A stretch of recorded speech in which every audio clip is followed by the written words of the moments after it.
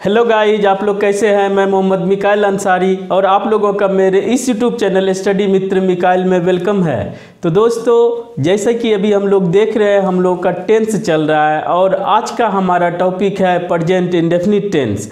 इसमें हम लोगों ने 3 क्लास पढ़ चुके हैं हम लोग, और इसमें हम लोगों ने देखा स्ट्रक्चर के एफर्मेटिव सेंटेंस को, निगेटिव सेंटेंस को और इंट्रोगेटिव सेंटेंस को कैसे बनाया जाता है। दोस्तों, जो सभी को हम लोगों ने देखा और ये भी जाना कि ये सब एक्शन प्रोसेस के इंफॉर्मेशन को बताया जाता है इस टेंस के स्ट्रक्चर से।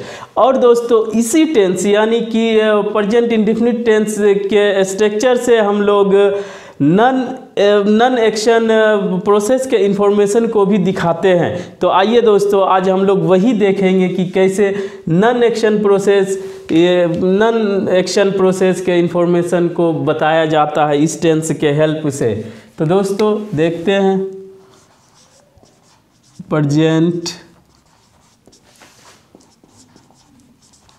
Indefinite tense.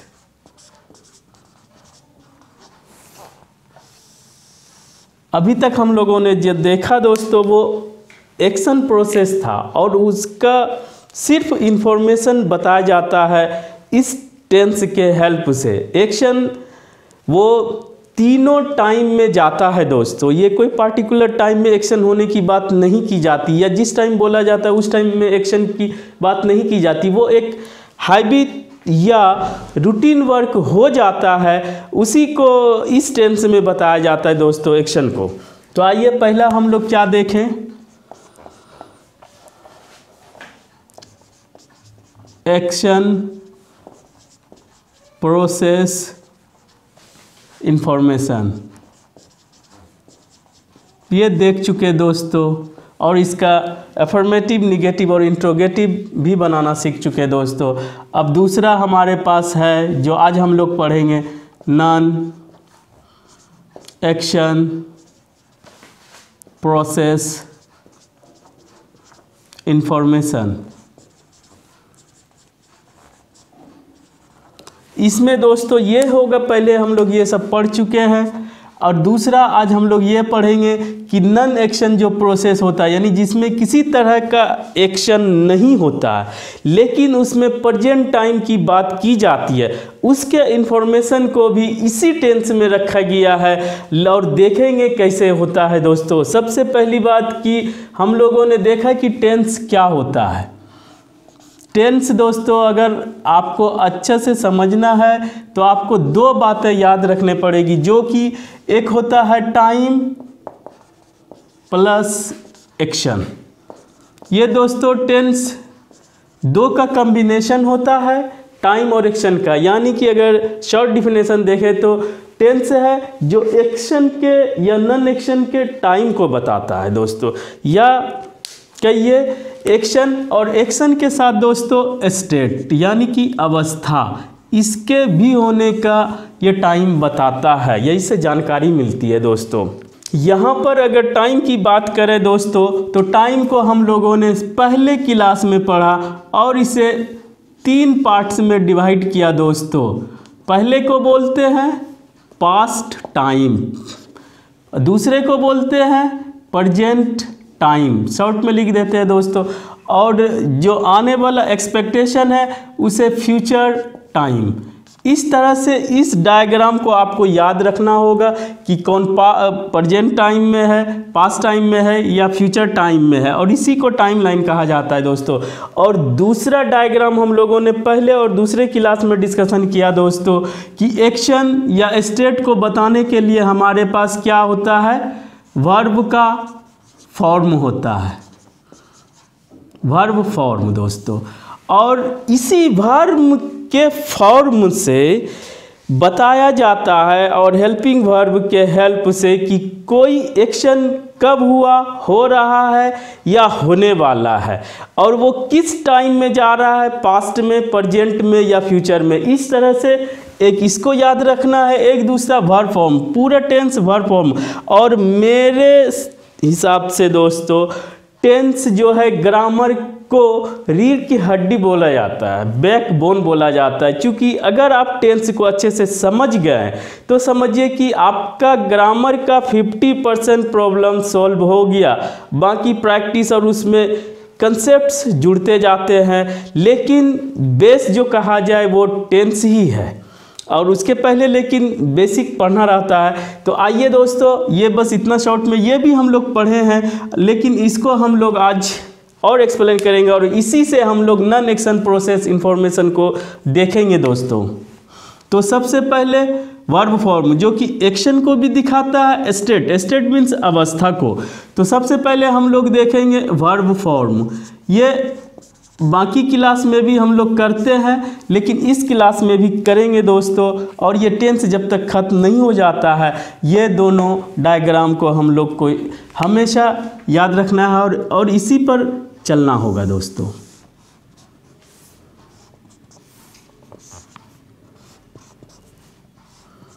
आप पहले से जानते हैं या हम देखे होंगे दोस्तों कि कोई भी वर्ब फॉर्म, एक्शन वर्ब या मेन वर्ब जो है वो अपना 5 फॉर्म रखता है, V1, V2, V3, V4 और V5।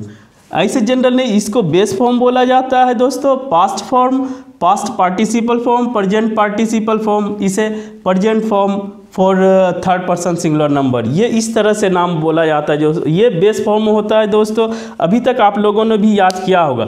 तो सबसे पहले हम लोगों ने लिया था राइट। राइट मीन्स लिखना दोस्तों, ये आप जानते हैं। इसका सेकंड फॉर्म होता है रोट। इसका थर्ड फॉर्म होता है दोस्तों रिटेन। और इसका फोर्थ फॉर्म होता है राइटिंग। और इसका फिफ्थ फॉर्म होता है दोस्तों राइट्स। इस तरह से राइट्स का हुआ। दूसरा हम लोग डू, इसका होता है second form did. Third form होता है डन। फोर्थ फॉर्म होता है डूइंग। और फिफ्थ फॉर्म होता है दोस्तों डज। ये दोनों हम लोग कर चुके हैं, ये फर्स्ट फॉर्म में दोस्तों।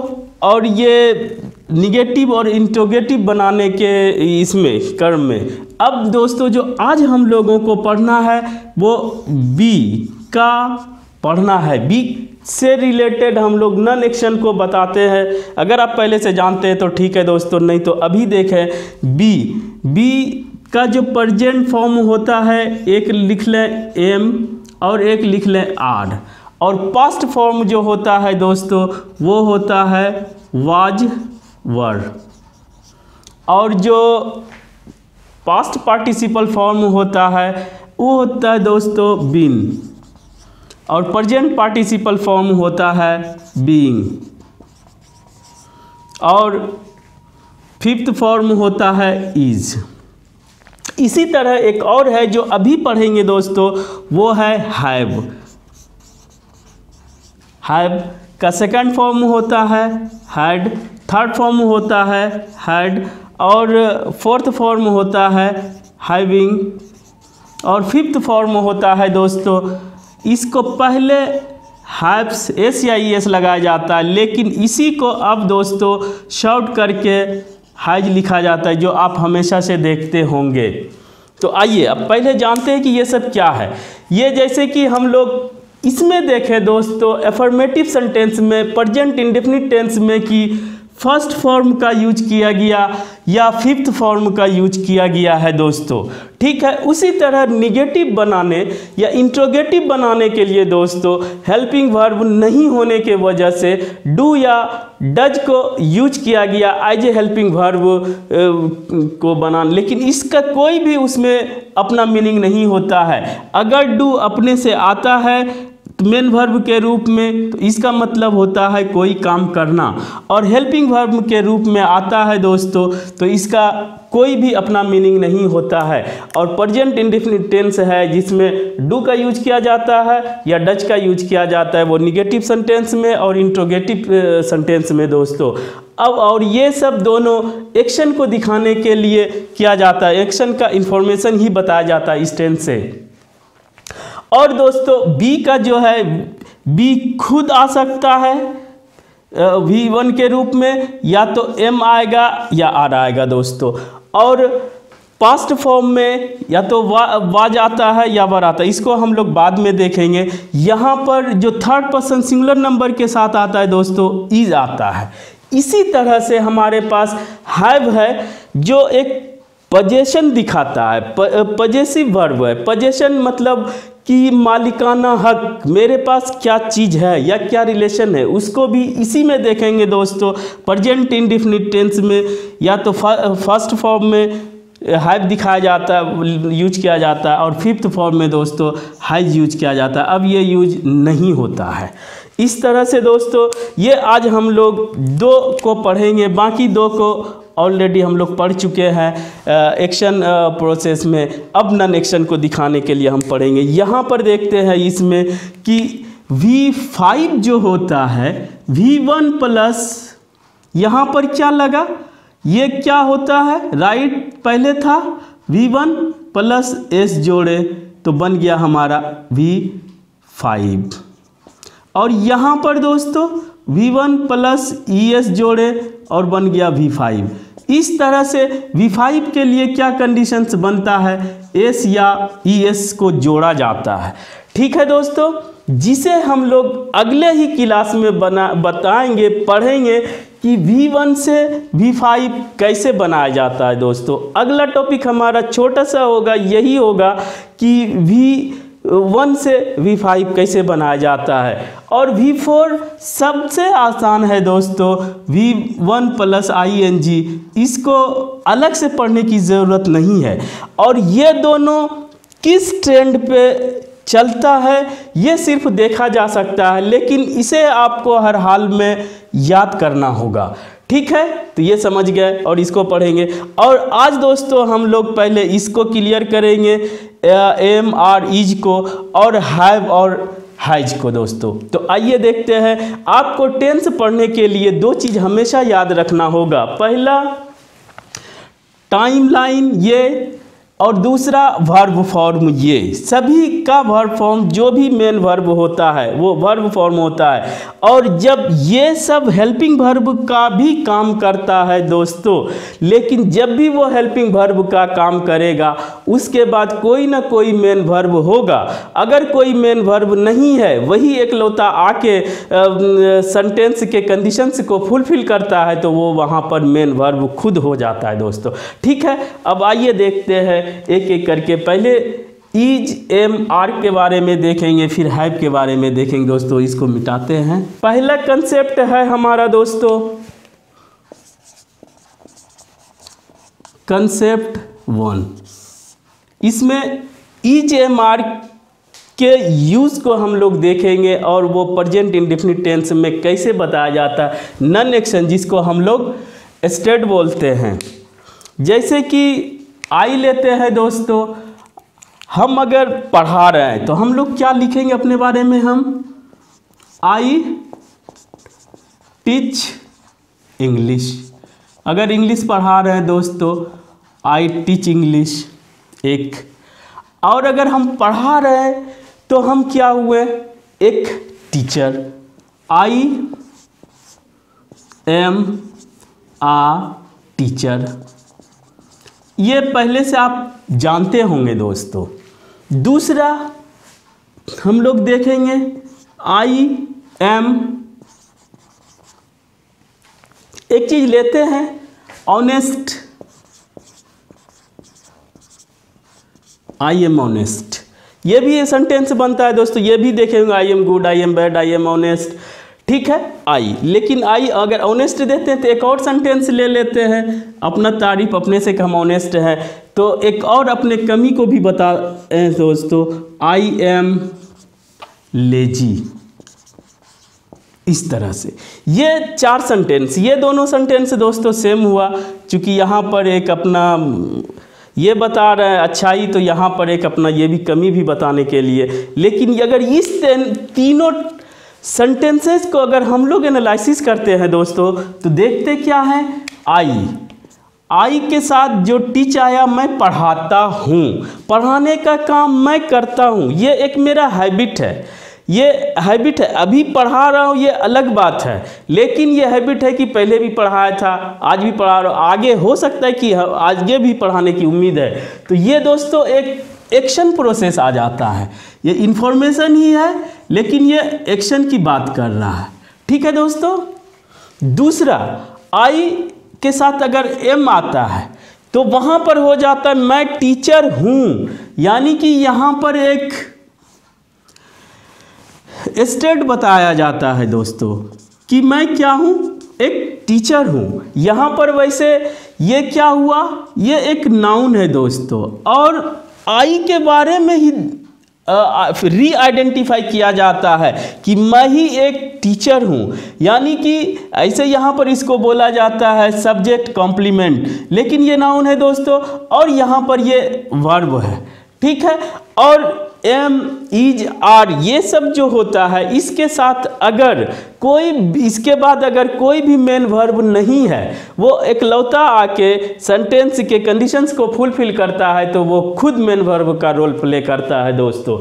इस तरह से ये स्टेट बता रहा है। दूसरा, मैं ईमानदार हूँ, ये क्या है, एडजेक्टिव है, ये आप जानते होंगे, नहीं तो दोस्तों टेंस के पहले हम 39 वीडियोज बना चुके हैं, जो कि बेसिक के लिए, बेसिक ग्रामर के लिए बहुत ही इंपॉर्टेंट है दोस्तों। उसे देखें, फिर आप जो भी पढ़ें आपको समझ में आएगा।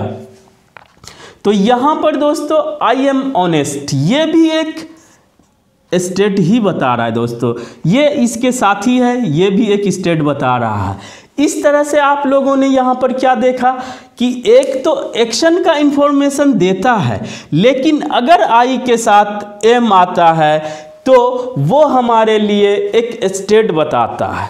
ठीक है दोस्तों, यहाँ तक समझ के, और ये समझे कि आई के साथ जो है प्रेजेंट में हमेशा एम रहेगा मेन वर्ब के रूप में, अगर कोई नहीं रहता है तो ये होगा दोस्तों प्रेजेंट टाइम के लिए हमेशा आई आएगा, चाहे वो स्टेट बताए, चाहे अदर टेंसेस में वो दोस्तों इसमें जाता है हेल्पिंग वर्ब के रूप में, वहाँ पर भी आई के साथ एम आता है। इसे एक अलग दिया गया है आई के लिए, स्पेशली प्रेजेंट टेंस के लिए, इसमें स्टेटर बताने के लिए। और इसको दोस्तों स्टेटिव वर्ब भी बोलते हैं, ये पहले भी कर चुके हैं और आज भी बता रहे हैं कि इसे स्टेटिव वर्ब, जिससे कि एक्शन नहीं बताया जा सके, उसे स्टेटिव वर्ब कहा जाता है दोस्तों।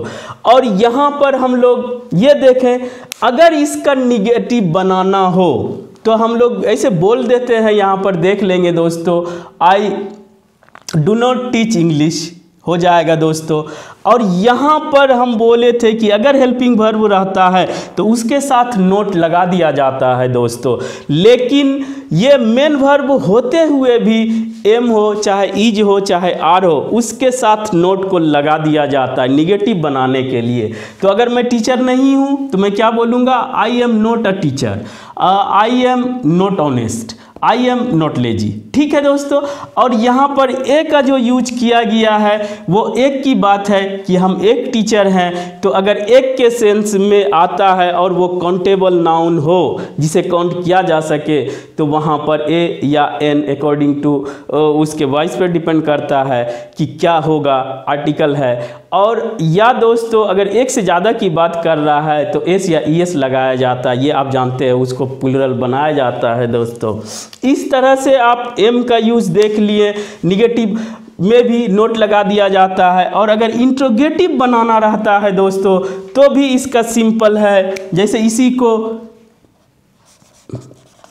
एम आई अ टीचर, अगर ये दूसरे के लिए पूछा जाता है लेकिन यहाँ पर एम की बात कर रहे हैं तो हेल्पिंग वर्ब निकाल लिया जाता है, और इसमें हेल्पिंग वर्ब नहीं होता है दोस्तों, इसीलिए डू निकाला जाता है। इसमें भी आई निकाल लेंगे, इसमें भी एम निकाल लेंगे, एम आई ऑनेस्ट। तो इस तरह से निगेटिव भी बनाया जाता है। आप लोगों ने देखा कि इसे निगेटिव कैसे बनाया जाता है दोस्तों। अब आइए, हम लोगों ने देखा या तो नाउन यूज होगा, या तो अगर एक्शन नहीं बता रहा है तो या तो नाउन यूज होगा या एडजेक्टिव यूज होगा दोस्तों। अब देखते हैं कि क्या कंडीशन बनता है। अगर ही के साथ बनाना चाहें तो आप बना सकते हैं दोस्तों, इसी के तरह बनाएं। अब सिर्फ हम लोग नन एक्शन में जाते हैं। ही इज अ टीचर, ये दोस्तों हो जाएगा। और ही इज ऑनेस्ट। इस तरह से दोस्तों ही के साथ इज का यूज किया जाता है। आप जानते हैं कि थर्ड पर्सन सिंगुलर नंबर के साथ फिफ्थ फॉर्म का यूज किया जाता है, और बी फॉर्म का फिफ्थ फॉर्म कौन होता है, वो इज होता है। इस तरह से हमारे पास दो कंडीशंस बनते हैं दोस्तों। इसका निगेटिव भी बना लेंगे और इंट्रोगेटिव भी बना लेंगे, कोई प्रॉब्लम नहीं होगा। और दो कंडीशंस जो बनते हैं उसको अब हम लोग देखते हैं दोस्तों। हमारे पास दो तीन जो भी कंडीशंस बनते हैं उसे हम लोग पहले देखेंगे। तो पहला कंसेप्ट हमारे पास क्या आया दोस्तों कि अगर आई होता है और एक्शन वर्ब नहीं होता है, नन एक्शन होता है, तो वहाँ पर हम लोग स्पेशली प्रेजेंट में एम का यूज़ करेंगे दोस्तों। उसके बाद स्टेट बताना रहता है, तो वहाँ पर दोस्तों या तो नाउन आ सकता है या एडजेक्टिव आ सकता है दोस्तों। ये स्टेट बताएगा, इसके बारे में एक्स्ट्रा इन्फॉर्मेशन देगा। ठीक, क्लियर। दूसरा कंडीशन हो सकता है दोस्तों जो कि आर के साथ वी आए, ये जानते हैं दोस्तों। यू आए, यू चाहे सिंगुलर रहे चाहे प्लूरल रहे, दोनों एक ही तरह से ट्रीट किया जाता है दोस्तों। दे आए, या दोस्तों टू या मोर देन टू नेम्स, सिर्फ यहाँ पे नेम्स लिखते हैं दोस्तों। दो या दो से ज़्यादा नाम की अगर बात करते हैं तो वहाँ पर दोस्तों हम लोग आर यूज करेंगे, और उसके साथ भी नाउन या एडजेक्टिव को यूज किया जाएगा। ये सब एफर्मेटिव सेंटेंस की बात कर रहे हैं दोस्तों। और तीसरा कंडीशन जो थर्ड पर्सन सिंगुलर नंबर होता है दोस्तों, आप जानते हैं ही, शी, इट, या दोस्तों वन नेम, उसके साथ दोस्तों ईच का यूज किया जाता है। उसके बाद या तो नाउन ले या एडजेक्टिव ले दोस्तों। इस तरह से हम लोग जो पहले कंसेप्ट में पहुँचे कि दोस्तों आई के साथ स्पेशली एम का यूज किया जाता है, ये भी वर्ब के रूप में। और यहाँ पर ऑप्शन है चाहे तो नाउन आएगा चाहे एडजेक्टिव आएगा दोस्तों। और वी, यू, दे, चाहे दो या दो से ज़्यादा नाम रहे, उसके साथ दोस्तों आर का यूज किया जाता है। ये पॉजिटिव सेंटेंस है। इसी तरह से third person singular number he, she, it या एक नाम हो दोस्तों, उसके साथ ईच का यूज किया जाता है। अब जैसा कि हम लोगों ने देखा, इसका अगर निगेटिव बनाना चाहते हैं दोस्तों तो इसमें ही नोट को यहाँ पर और यहाँ पर जोड़ दिया जाता है, वो निगेटिव सेंटेंस बन जाता है दोस्तों। अब जो चाहे इस पे बोल सकते हैं। और अगर इसका इंट्रोगेटिव बनाना हो दोस्तों तो वो भी आसान है कि इसमें तो डू या डच का कोई भी टेंशन नहीं रहता है। एम के साथ अगर आई के साथ एम आया है तो दोस्तों एम को निकाल दे, यहाँ पर आर को निकाल दे, पहले कर दे, यहाँ पर इसको सब्जेक्ट के पहले कर दे और यहाँ पर क्वेश्चन मार्क लगा दे, वो आपका इंट्रोगेटिव सेंटेंस हो जाता है। ये सब क्या हुआ दोस्तों, स्टेट बताया जा रहा है, यानी कि अवस्था बताया जा रहा है। यहाँ पर कोई एक्शन की बात नहीं की जा रही है। और इस टेंस में बताएं कि नॉन एक्शन प्रोसेस का इंफॉर्मेशन भी इसी टेंस से दिया जाता है दोस्तों। अब आइए हम लोग देखते हैं दूसरा कंसेप्ट जो कि हम लोगों ने वर्ब फॉर्म में देखा है, उसके बारे में हम लोग पहले देखते हैं दोस्तों क्या होता है। दूसरा कंसेप्ट देखते हैं दोस्तों, हैव का रिलेटेड बात है। देखिए हैव से रिलेटेड बात है, इस टेंस में बताया जाता है नॉन एक्शन इन्फॉर्मेशन, लेकिन हैव का यूज भी यहाँ पर आप समझ लें दोस्तों कि हैव किस तरह से प्रेजेंट इंडेफिनिट टेंस में यूज किया जाता है। सबसे पहले देखते हैं दोस्तों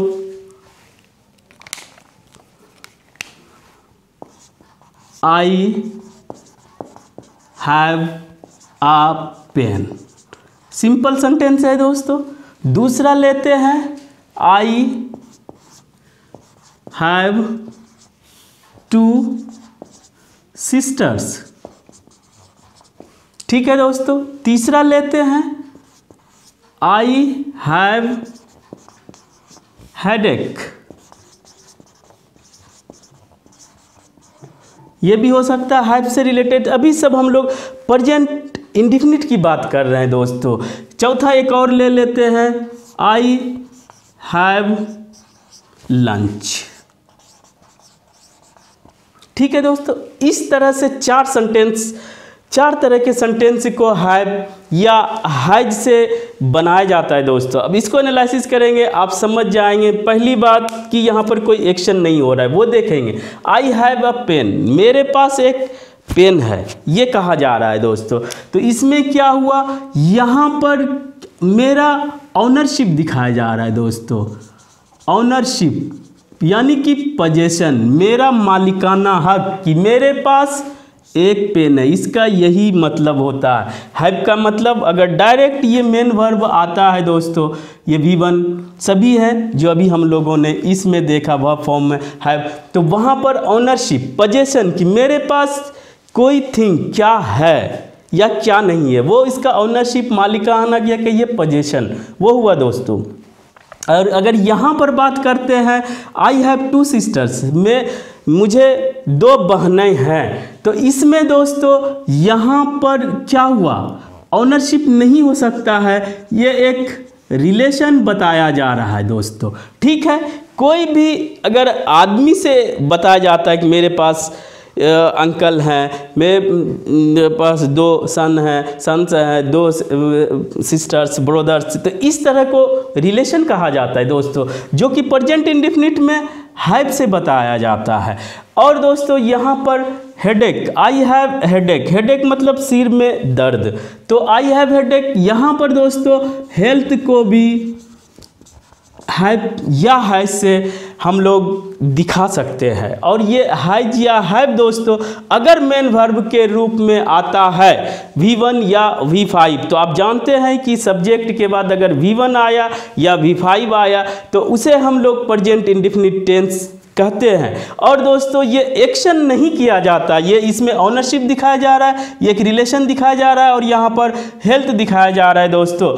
I have lunch, I have lunch की बात अगर करते हैं दोस्तों, तो आप बोलते हैं I take lunch, I take my lunch, तो टेक के जगह पे यानी कुछ खाने के लिए जो यूज किया जाता है वहाँ पर हैव को भी मेन वर्ब के रूप में, जैसे हैव अ सीट बैठने के सेंस में, या हैव फन यानी मज़े करने के सेंस में जो हैव को मेन वर्ब बनाया जाता है। और अगर हैव ही यूज कर रहे हैं तो ये दोस्तों V1 अगर आता है तो भी ये प्रेजेंट इंडेफिनिट ये एक्शन हो जाता है दोस्तों, और ये एक्शन की बात करता है कुछ, तो इस पे अभी हमने जा रहे हैं। और ये तीनों जो है हमारे पास नॉन एक्शन है, ये आप समझ गए, इससे कुछ नहीं पता चल रहा है कि एक्शन हो रहा है, इससे भी नहीं, इससे भी नहीं। और इस तरह का कोई भी नाउन के पहले वर्ब हैव को लगा के जब यूज किया जाता है, जैसे हैव फन मज़े करना, हैव अ सीट बैठने के लिए, तो वहाँ पर दोस्तों ये मेन वर्ब हो जाता है और ये एक्शन की बात करता है। तो वो हम लोग अभी ये आपको मिलेगा, इसीलिए इसको हम लोगों ने देख लिया। लेकिन यहाँ पर दोस्तों हम लोगों का जो है मेरे पास कि नॉन एक्शन की बात करते हैं, वो ऑनरशिप होता है, रिलेशन होता है और दोस्तों हेल्थ होता है। अगर ये तीनों की बात करता है तो ये नॉन एक्शन होता है, ये आई के साथ हैव ही यूज होता है। और दोस्तों आई के अलावा वी के साथ, यू के साथ, दे के साथ, सभी के साथ हैव यूज किया जाता है। और आप ये जानते हैं कि third person singular number he, she, it या एक नाम हो उसके साथ हैज का यूज किया जाता है दोस्तों। तो इस तरह से यहाँ पर भी दो कंडीशंस बनते हैं, ऑनरशिप, रिलेशन और हेल्थ। या और एक्शन के भी बारे में, एक्शन तो पहले हम लोग पढ़ चुके हैं, अगर एक्शन आ जाता है तो उसको यहाँ पर नहीं बात कर रहे हैं दोस्तों। तो इस तरह से यहाँ पर भी दो कंडीशंस बनते हैं। तो देखते हैं कि दो कंडीशंस क्या होता है दोस्तों हमारा। पहला कंडीशन हमारे पास है, अगर आई आता हो या वी आता हो या यू आता हो या दे आता हो या नेम्स, बोले दो से ज़्यादा ना, तो दोस्तों वहाँ पर हम लोग हैव यूज करेंगे प्लस कोई भी ऑब्जेक्ट होगा, या नाउन हो कुछ भी हो वो इसका ऑब्जेक्ट होगा दोस्तों, पॉजेसिव। और दूसरा कंडीशन दोस्तों हमारे पास होगा ही, शी, इट या वन नेम। दोस्तों वहाँ पर हमारे पास इसको हम लोग V5 बोलते हैं और इसके बाद ऑब्जेक्ट या अदर वर्ड्स रहेगा दोस्तों। इस तरह से अगर ये सब आता है नॉन एक्शन में, जो बताता है ऑनरशिप बताए, चाहे दोस्तों रिलेशन बताए, चाहे हेल्थ के बारे में बताए, वो एक्शन नहीं होता है। और सभी को अगर हैव आता है उसके बाद कोई भी मेन वर्ब नहीं रहे तो ये खुद मेन वर्ब का काम करता है और इसे प्रेजेंट इंडेफिनिट टेंस बोलेंगे। और इसी तरह ई सब के साथ अगर कुछ आता है हैज और उसके साथ कोई भी मेन वर्ब नहीं रहे दोस्तों, तो ये खुद मेन वर्ब का काम करता है और वो नॉन एक्शन प्रोसेस का इंफॉर्मेशन देता है, जो कि आप हम लोगों ने पहले आई के साथ देखा। अब यहाँ पर दोस्तों एक बात रह जाती है, अगर उसे भी चाहे तो डिस्कशन कर सकते हैं कि यहाँ पर अगर हम लोग देखते हैं एक सेंटेंस लेके उसी से कोशिश करते हैं दोस्तों समझने की, निगेटिव और इंट्रोगेटिव कैसे बनाया जाता है। आई से लिए तो यहाँ से दोस्तों हम ही के साथ यूज करके एक बनाते हैं निगेटिव और interrogative. He has a pen, ये एक सेंटेंस पॉजिटिव है दोस्तों। अब अगर ये हैज प्रेजेंट इंडेफिनिट है तो हम लोगों ने बोला कि अगर थर्ड पर्सन सिंगुलर नंबर रहे और ये वर्ब मेन वर्ब का काम करे और नोट लगाना हो दोस्तों, तो वहाँ पर हम लोगों ने क्या किया है, डू डज का एक इंट्रोड्यूस किया गया है दोस्तों। तो इसका अगर निगेटिव बनाते हैं दोस्तों सेंटेंस, तो हमारे पास क्या होता है, ही डज, नोट लगा दे दोस्तों, तब उसके बाद ये V5 होगा दोस्तों, और उसके बाद दोस्तों ये V1 हो जाता है, हमेशा के लिए ये V1 हो जाता है दोस्तों। लेकिन यहाँ पर does not have a pen ये रह जाता है दोस्तों। इस तरह से आप इसे निगेटिव बनाएंगे। और निगेटिव में यहाँ पर दो ऑप्शंस हो जाते हैं। ये हैव के साथ अगर आप निगेटिव बना रहे हैं तो यहाँ पे दो, पहला डू डज लगा के नोट लगा दे दोस्तों, और दूसरा ऑप्शन एक और बन जाता है कि आप नोट का ना यूज करके नो का यूज कर लें दोस्तों, ही हैज ही रहने दें और यहाँ पर नो पेन कर दें। यानी कि ये नो का यूज पहले क्लास में हम बताए थे कि हम लोग अभी नोट को लेके निगेटिव बनाएंगे, बाद में हम लोग नो को भी लेंगे और उसके बाद नेवर को भी लेंगे दोस्तों। लेकिन यहाँ पर यही एक कंडीशंस है, चाहे हैज के साथ आए चाहे हैव के साथ आए दोस्तों, वहाँ पर नो के बाद नाउन को यूज करेंगे और ये इसीलिए ये एडजेक्टिव हो जाता है, या इसे डिटर्मिनर बोलते हैं दोस्तों। ये डिटर्मिनर और नोट जो हमारा है ये एडवर्ब हो जाता है चूँकि इस वर्ब के लिए आता है। तो निगेटिव बनाने के लिए दोस्तों दो कंडीशंस हो जाते हैं, हम मेरे हिसाब से आप समझ गएंगे दोस्तों। और अगर इसका इंट्रोगेटिव बनाना है दोस्तों तो आपको एक ही कंडीशन के साथ इंट्रोगेटिव बनाना होगा। कि यहाँ पर सबसे पहले हेल्पिंग वर्ब रहे तो हेल्पिंग वर्ब को सब्जेक्ट के पहले रखा जाता है। अगर हेल्पिंग वर्ब नहीं है, इस टेंस में जैसे नहीं है दोस्तों, तो वहाँ पे अगर V5 आता है तो हम लोग डज को निकाल देते हैं। उसके बाद ही अब दोस्तों इसको V5 ना रख के, चूँकि एक बार ये यूज हो गया, तो यहाँ पर दोस्तों V1 हैव यूज करते हैं। आप पेन और मार्क ऑफ इंट्रोगेशन का देना मस्ट है दोस्तों। इस तरह से पहले बहुत कर चुके हैं और ये दोस्तों V1 हो जाता है। इस तरह से यहाँ पर इसका निगेटिव भी बना सकते हैं दोस्तों।